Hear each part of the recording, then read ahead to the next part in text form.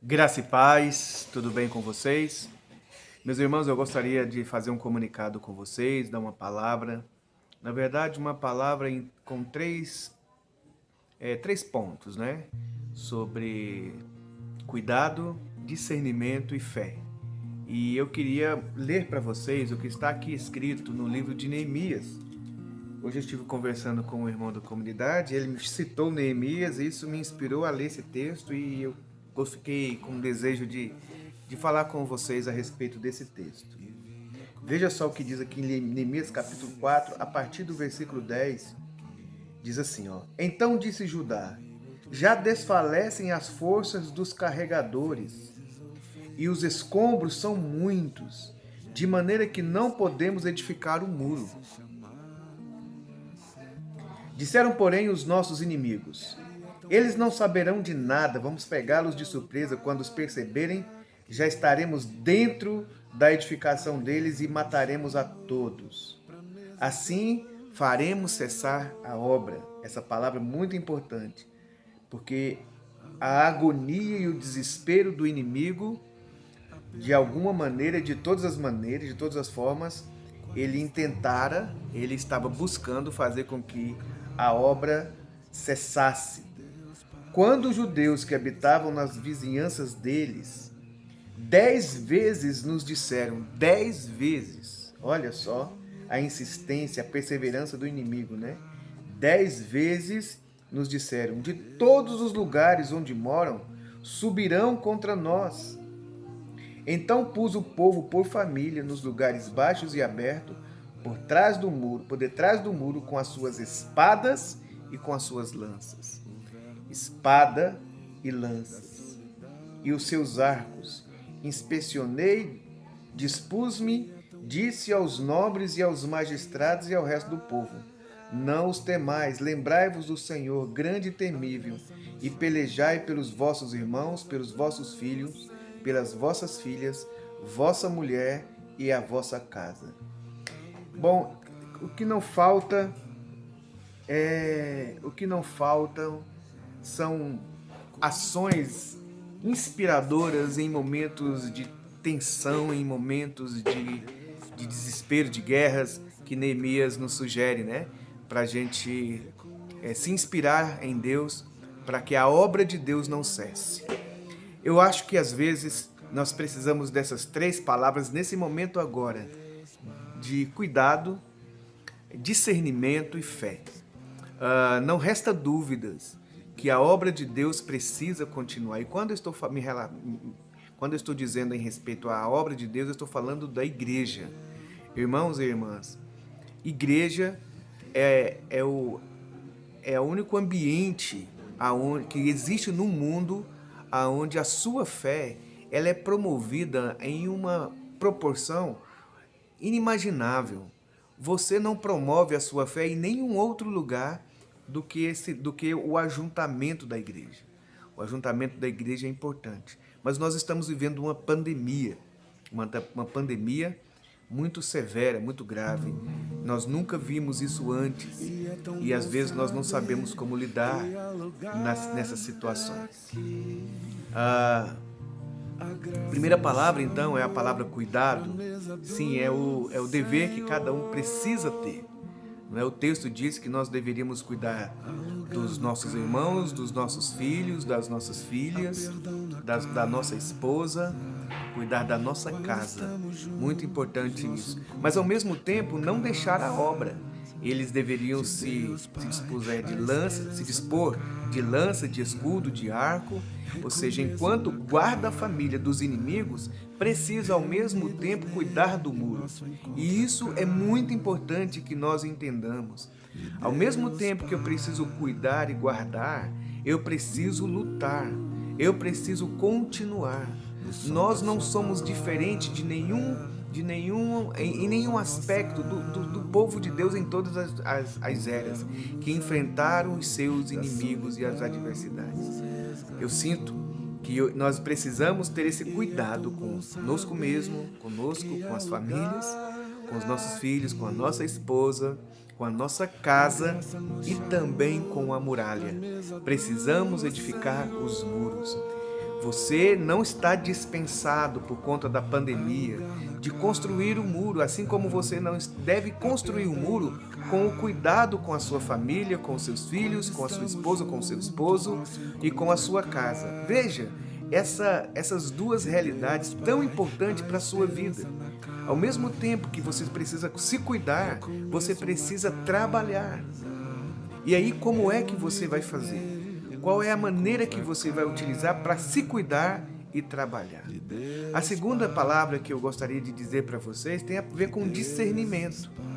De você olhar se a sua atitude em cuidar de si ou ir para a comunidade, ela está embasada também em discernimento.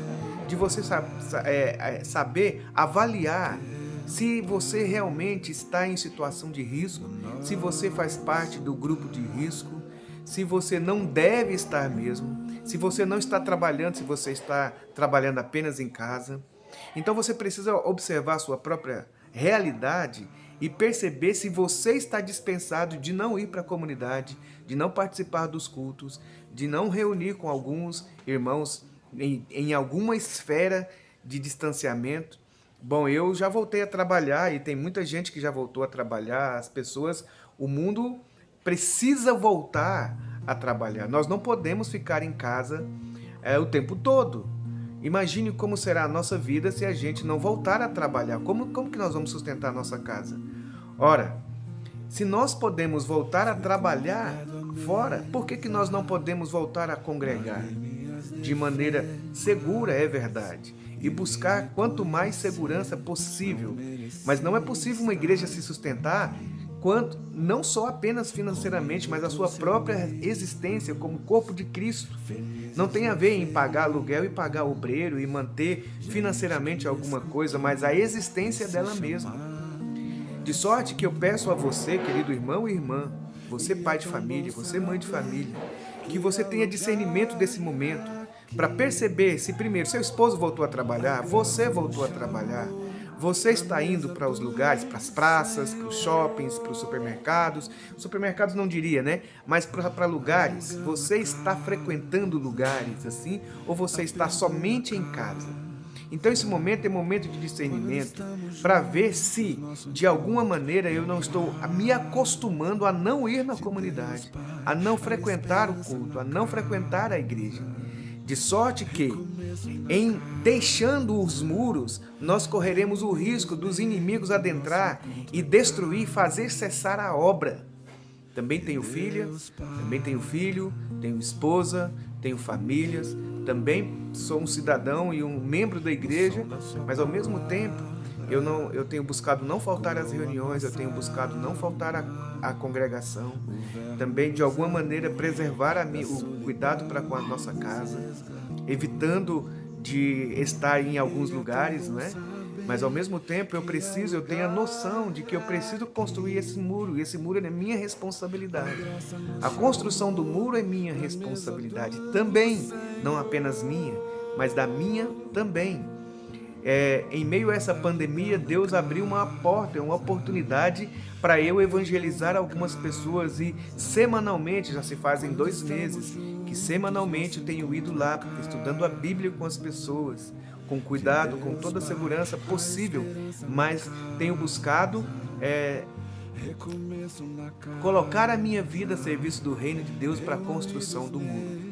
Então, nós precisamos de discernimento. Eu peço a você que você tenha discernimento para ver se mesmo você não tem ido ao culto da igreja por outros motivos que não sejam o cuidado, a sabedoria e todo o discernimento necessário para que você realmente não vá. Se é o melhor mesmo você não ir na comunidade, ou se você está precisando dessa terceira atitude que eu vou ter agora, fé.